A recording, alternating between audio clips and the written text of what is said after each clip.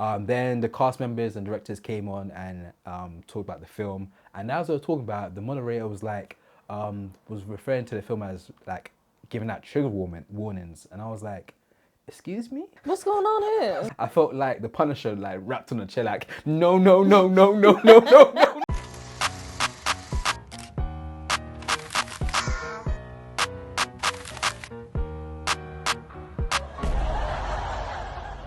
What's up, people? What's up, people? Welcome to the Outtake Show. This is episode 51, the show where we give our outlandish reviews and takes within the movie and TV world. Of course, you got the host with the most, Yarman June, is in the building. And of course, we've got the silent assassin, Mazzavelli. I won't say the name because I don't know what will happen, but she's He's got one more chance. dripping. Yeah, he's got one more chance. Over a span of a week.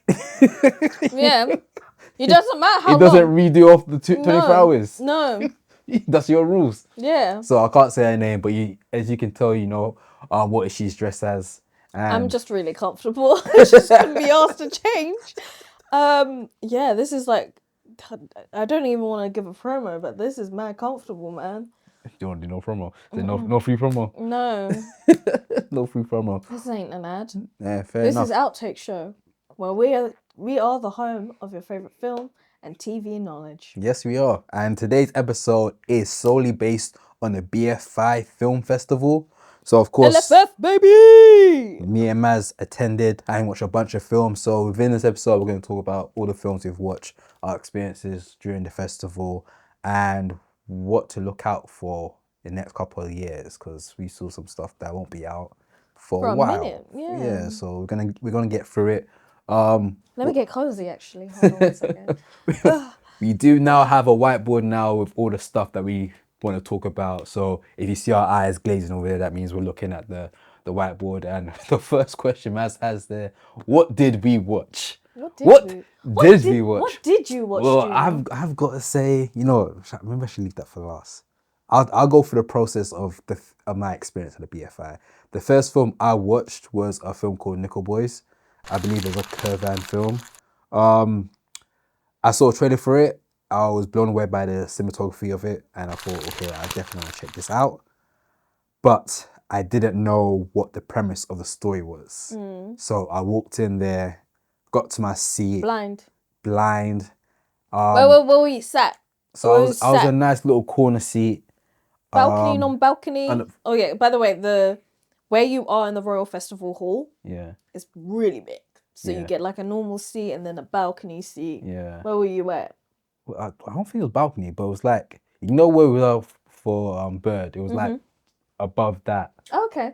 So I was around there, and my whole experience with that film was I was sat down, then two old white women came and sat next to me, and then they were laughing with me, joking around about because they wanted to sit somewhere else and kind of like be in their own little vibe, and I was like, I laughed and they chose they looked at a seat and said, we might take that seat over there, and I joked with them saying, oh, that's a good seat to take, because if the film's trash, you can just leave. And we did a little ha ha ha ha ha ha laugh, and of course they went to that seat. I was sitting next to a white guy, chilled guy. We all four of us were kind of like bantering each other, but of course the two old white women found the other seat and sat there.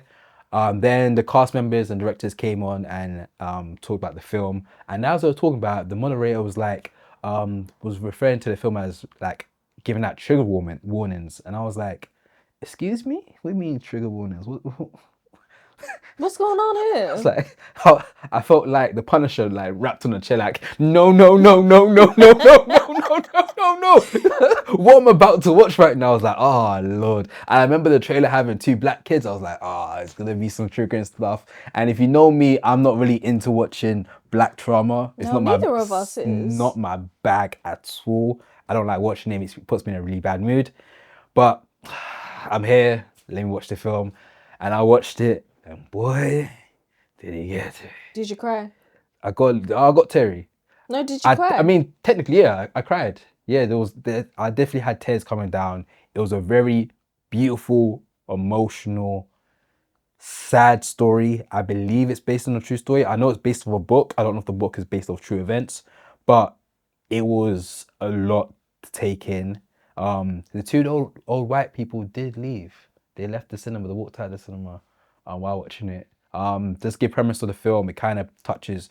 It's around the Martin Luther King era time. So I think the 1960s, if I'm not mistaken. So there's still like racial tension, the segregation is still Jim Crow is still walking around. Yeah, He's saying Wagwan. It's following a kid that ends up he will end up in the wrong crowd and gets arrested, but he didn't commit the crime, but he was with the person that did commit a crime. So he ends up in like kid prison, but the kid prison is segregated. There's a white section, there's a black section, and the black section is dark as hell. A lot of bad stuff happened to him, and it's very much like a Shawshank Redemption type of feel to it. And of course, some white people got that. Oh, I didn't do none of this. So a lot of white people walked out of the cinema while watching this film. I thought that was kind of mad. I feel like during Black History Month, you know, it's part of history, so it's like during Black History Month, just hold it. But they walked out. But I enjoyed the film a lot.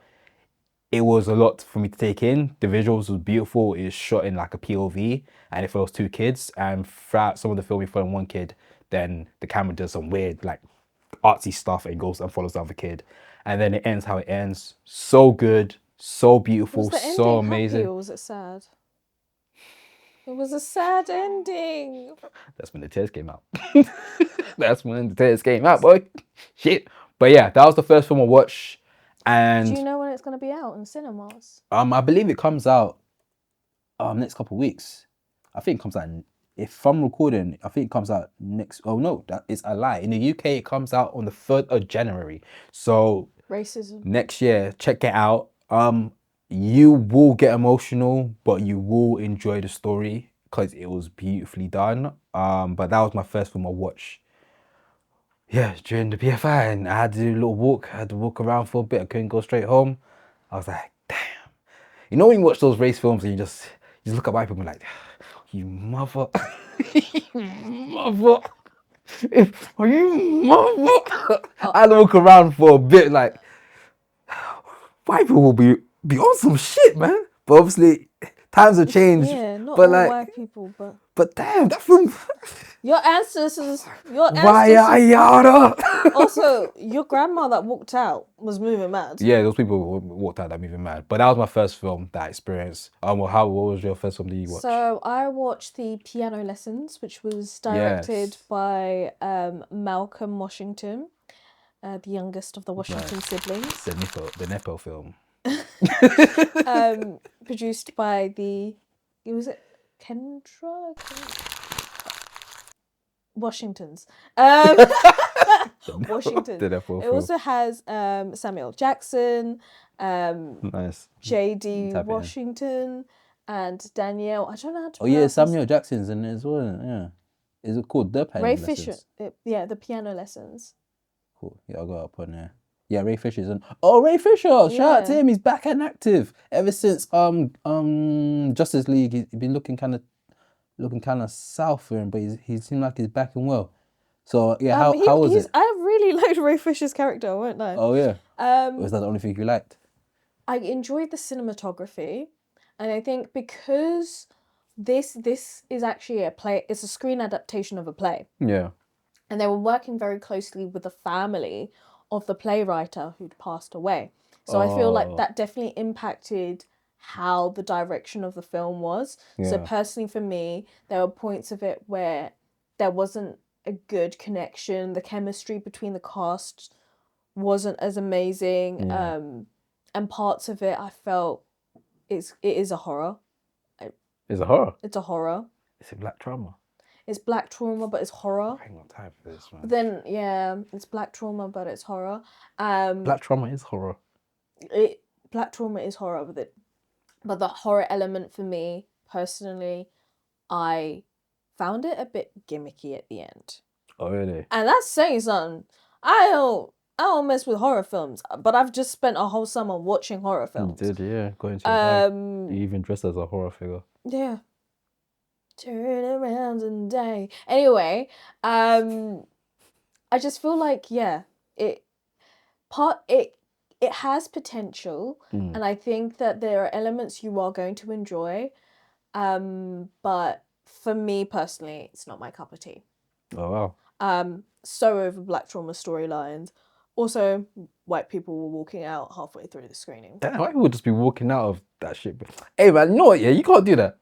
You can't just walk out on some next. Oh, bro, I didn't do that. It's not. It was guys before me. Like, oh, why am I seeing white people look like villains? To be fair, the Nickle Boy, there wasn't one good white person. Everyone white was a bad person. So if if roles were reversed, then I can understand. But then like, bro, that was it's history. There wasn't really like a nice white person piano lesson either. Like, The piano lesson. that's why I was like, why harder? But yeah, and then I was also able to go to a Q&A session where we got a really deep dive of it. And that made me appreciate it a lot more. But it just made me realise that maybe it wasn't my personal cup of tea. Yeah. It will be out in cinemas on the 8th. The selected cinema screenings, and then it will be on Netflix. Yeah. So I'd definitely say do check it out.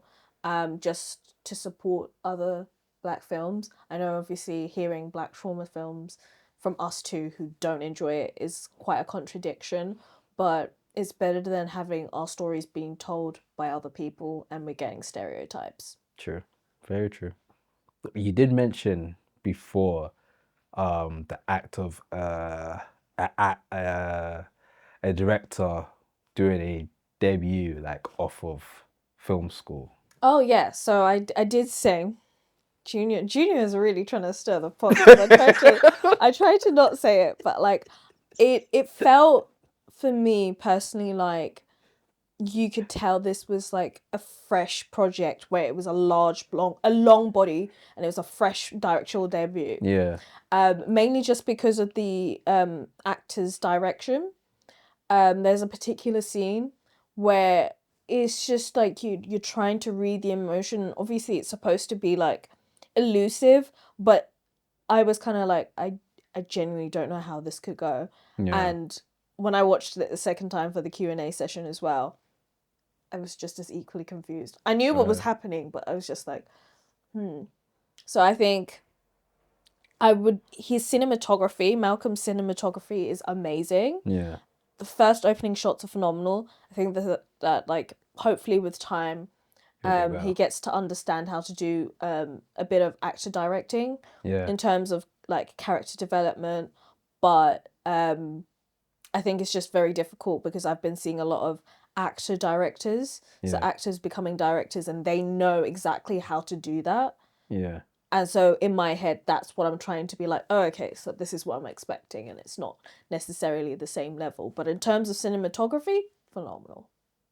Fair. There you have it, The Pianos and Nickle Boys, 2 films about trauma. Oh my god, You know? no! But you see, but then you watched more trauma, didn't you? Yeah. That was my last. That was my last hour of trauma. But this one I actually cried. Oh, you cried. I cried this one. So I watched Hard Truths by Mike Leigh, which you'd think like, okay, so Mike Leigh, white director, telling the story of a black family. How does that work? But he really tried to collaborate. He's worked with the actresses so many times. Oh, okay, nice. He's really incorporated them collaborating because you could tell, like, you know, the new no shoes in the house rule was like a big thing. There was a scene in the black hair salon. Things only that if you've been in those black spaces, you would only know about. Yeah. So I think he did a really good job of doing that. Oh my god, time. You've got a clock now. You've got a timer. Yeah. Because being organised. It was very traumatizing because it does dabble on the idea of mental health within the black community and how much it's not really communicated, but it's acknowledged. Yeah. And like for me, there were moments where tonally the other audience points at palm for audio listeners weren't able to identify the tonal shift. So I was starting to see a moment and it was making me cry. They were laughing. Oh, holy shit. Yeah. So that was like a big thing. And I think the thing was that people were fine. So when I left the screening, someone was like, I don't like the main character. She's annoying. And that really like triggered me because it was like, the point isn't, she's meant to be annoying. That's the point. But also you're supposed to empathize with her because she has mental health issues. Oh, yeah. That's not a spoiler. It's pretty obvious in the trailer. But yeah. And so like hearing that, it felt like a lot of people just kind of had... They took it differently. Yeah, went over their heads. Way over their heads. Yeah. And then for other people, they didn't like it because the pacing was too slow. But like, and it was kind of just like a people just do nothing. Yeah. But I've been wanting a people just do nothing film for black characters for ages because we get Friends and everybody loves that. But why can't we have that with black people where they're just living their mundane lives? Yeah. Yeah. So would you recommend people check out then? Oh my God, yeah. The performances are like phenomenal. But if it wasn't for the fact I was crying and it was about black trauma, I was pissing myself laughing. Oh, fair. Yeah, a nice balance of Yeah. comedy in it as well. Yeah, so I think that's why like people weren't able Yeah. to identify the tonal shift because it was like so pat pat pat pat with its comedy beats. Yeah. Like really fast with its comedy beats. And then that shift was so swift. If you couldn't recognize it or you weren't able to identify it, then you just weren't able to. Fair. You know, that kind of reminds me of Anora. So I've been talking about Anora. Is a film that I've been cherishing to watch for a very long time since it's been announced, and I got the chance to watch it at the BFI, and it kind of goes off of you as well in terms of like this film was. When I went to go watch it, obviously I'm super excited to watch it because I really want to check out this film. It follows a New York stripper that essentially Hustlers? falls in love with a Russian millionaire, and stuff happens, transpires from that. They get married and nonsense happens afterwards. But that's all I knew about the film. I didn't know what else to expect from it. I've seen Sean Baker, who's director. He not only directs it, he writes it, and he also edits it, which is very rare to be doing all three things, which is nuts. But I love his previous films that he's done, so I was really hyped to see this film. But I was shocked by how hilarious and how funny this film was. It had some of the best comedy sequences that I've seen in a very long time. And it was just a really good experience. I literally booked off work. Half day of work. I booked it off just to watch this film. How was it going back to work It after was this? so weird. I literally walked in and I was like, oh, Junior's here. Like, what's up? When I sat down, I was like, I took an extra hour before going to work. I had lunch and I was just like sitting down just thinking about, damn, that was a really good film. I even sent a voice note to my girl like, that was a really good film. Performance was amazing. I believe it's Mickey Madison. Mickey Madison, yeah.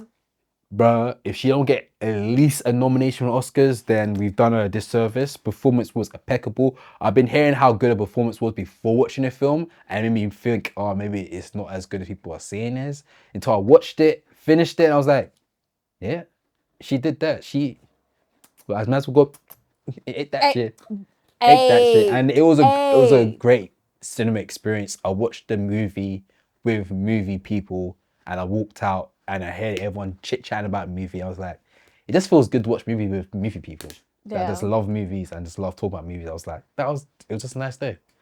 And yeah, I enjoyed myself quite a lot, man. And then of course we watched the movies together. We watched two movies together. We watched Bird and Piece by Piece. Wait, but you're forgetting. What happened? I watched Queer. Oh shit. I watched Queer before all of you. So I've got the insiders. But this is not going to be any spoilers. Inside. I've got a review for you guys. Inside, yeah. But inside knowledge. I was glad that I didn't watch it without a trailer. I was going completely blind. Yeah, you watched it blind. And that must be so weird. That's how I felt with Bird. But yeah, but I mean, we both watched Bird completely blind. Oh, you did watch Bird, yeah. We both decided to go blind. It's like one of my favorite film experiences, going in and just watching it and experiencing it for what the world is. Yeah. And I was warned that this isn't a stereotypical Luca Guadagnino, and it was queer. No. He be on that. No, yeah, but no. Really? Cinematography wise, different. So different, babe. So different. Luca. Yeah, it wasn't. It was very much surrealism, Mm. and you know how Luca kind of goes for that very normal, fourth wall, Yeah. naturalized stuff. This was very artsy, and like coming out of it, I was like, yeah, I can see why Mubi acquired that. That's such a movie film. Yeah. Such a movie film. Yeah. And it was just so weird and so different. And it was something that I didn't realize that I'd been needing. Mm. I just did a review. You I just did, did but a you review. didn't spoil it though. Yeah, but I was supposed to do a review, a solo review, but I've done it. But yeah, it was I loved it. I can't wait to watch it again. I'm so excited. I feel like this is an amazing year for Mubi because they've had that, and then there's Bird as well. Yeah. Which Bird was a really good. You know what? Yeah, when we first watched it and we finished it, I didn't have much thoughts on it, but because I didn't see the trailer for it, so I won't spoil it because I don't know what was in the trailer to not spoil. But I didn't expect it to go off that type of theme it's and just have that yeah. type of like, I don't want to spoil anything, but have that as the main theme of the film. And I think it's quite interesting because like Arnold has always got this like theme about people in the franchise of society and animals. Yeah. And we get that right at the beginning of Bird.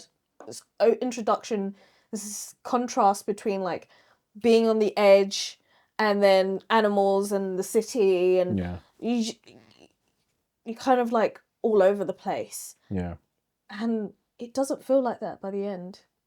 Yeah, it finds its way. Yeah. But yeah, I enjoyed it a lot after I sat back and went, no, I definitely need to watch it again. I definitely think I need another rewatch of it. Oh, 100%. Because definitely, that was the start of me getting sick. Because I definitely had the flu. So that was the start of me getting the flu. So I was kind of dazed while watching it.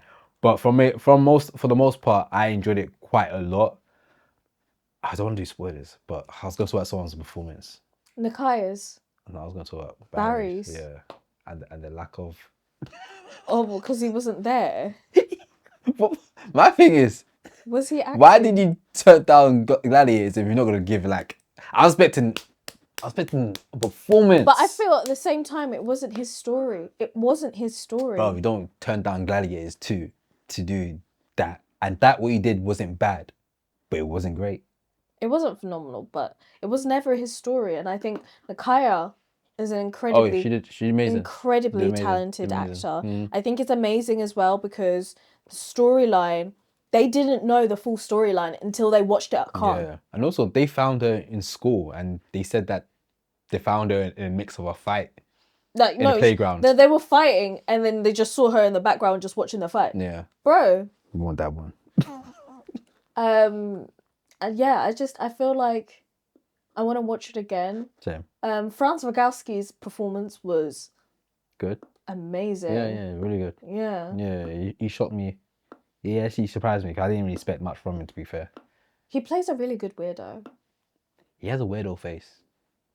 Yeah, he looks like someone that either takes a lot of acid or takes a lot of acid.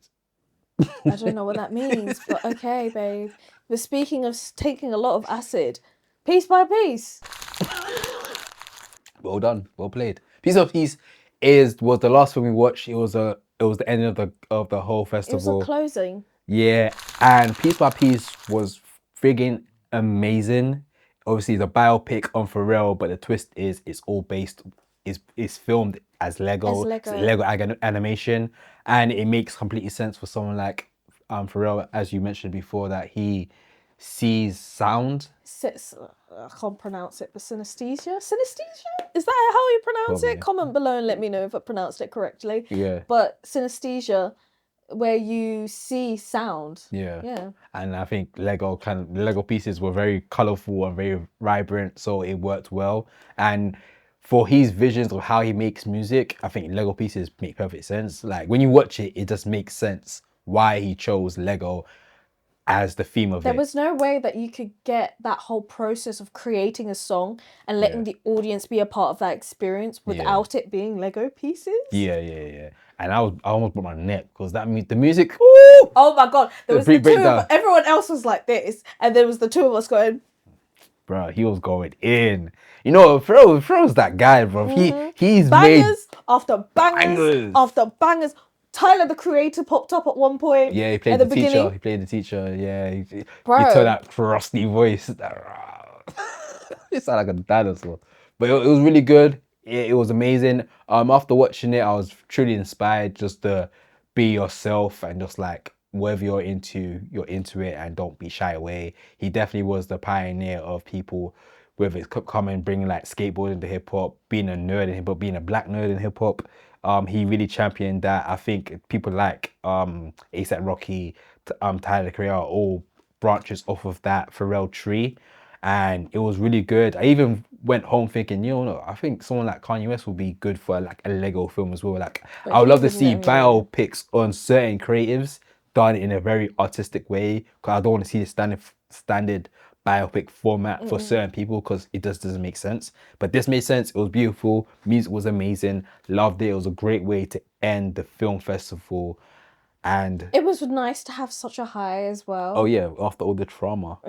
All the sad. There was a lot of sad films. All this trauma. A lot of sad films. But what was your secret weapon? I'd say. My secret weapon. Yeah, like what was your favorite film that was a secret weapon? Anora. I love For Real, and that truly inspired me. But Anora all the way. I'm championing this film till I die. Me, I've been saying before I even watched this film, I was saying, guys, I'm so sorry. Gay Halloween. Sorry, part 2. Gay Halloween. I was like, guys, I'm so sorry, but this film is about to make just me the most annoying person ever. Yeah.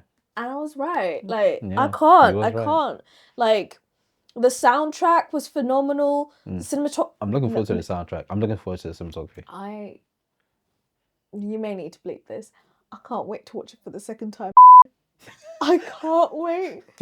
I can't. What did she say? Who knows? I can't wait. It's going to be great. I'm looking forward to seeing Daniel Craig's performance. I think it was incredible. Oh my God. It was... Oh shit, time went quick, didn't it? Yeah. I think he was really good. Yeah. What about what's the other guy's Drew name? Starkey. Good. Amazing, but... Yeah, amazing. She said, but crazy. Yeah. So looking forward to that. Shout out to the BFI, man. You know what? Yeah, we enjoyed ourselves. We watched a lot of good films. Even the ones that had a lot of trauma were also good watches as well. Even the BFI community of like filmers, like watching movies, like it was dope. There was a lot of Americans there. Americans also. We were in another country, like. Bro, you can cross the road. Like, it's okay. He's getting annoyed about the wing crossing before you have to get to the red carpet. I was going to be late because these guys are blocking my way, but yes, sir. Yeah, I really enjoyed it. And I think I really enjoyed the experience in terms of meeting other people within the film industry. Yeah. Whether it be our little group that we've acclaimed to. Yeah. Or just talking to people that are in our industry. Like, it was... You never really... There's not a huge scene in the UK where you get the moment where you can talk to people about films afterwards or like before the film. Yeah. Which is a shame. Like, you have to go into specific spaces to have that experience. Definitely. And I think it should be something vital in the cinema experience. I agree. But yeah, like, I think it made me really appreciate the British film industry more so. And the work that the BFI are doing. You said something that the BFI is I bookmarked it on Twitter or X, whatever you want to call it. But apparently they are doing like a 1.2 or just like over $1 million launch into improving the workplace practice in the UK screen industry. So basically just adding extra stuff to the program that's going to help departments such as production, animation, VFX, gaming, distribution, and experience. And I don't know what that even says, but it's ways to just improving the workplace and also added extra programs for which I believe is for like young people trying to get into the movie world as well, which I think is good. Personally, I do think the number's kind of low, but we have to take what we're given at times and make it work. But it is steps going forward to not only open the workplace but make the workplace a more safe environment for people. Because if you've worked in the film industry, you will know it is very stressful. There's high demands, crazy turnovers, and it can be you have to really love it. You really have to love it, because if you don't, first of all, you're not earning enough. Yeah, you're not earning enough. So there has to be some form of passion. The passion pays for the rest over it. So it's nice to see they're making steps for it. That was the alarm saying, yo, wrap up. Man said wrap up. I didn't know it make noise like that. That's the 30-minute clock. Well, we're going over that. We're going over. But yeah, BFI was amazing. Can't wait for next year. Next year I want to watch a bag of films. I want to see. Next year I want to watch a bag of films, but more importantly, I want you to see me on the red carpet interviewing someone. Let it know. Period. You better get ready to see this face. Well, not this, but this face. No, you should wear that. So guess what I have? Say it 3 times. Not me though. Say it 3 times. Yeah, say it 3 times. Because if you say it 3 times, I'll bark. And that's the name of the episode. If you say it 3 times.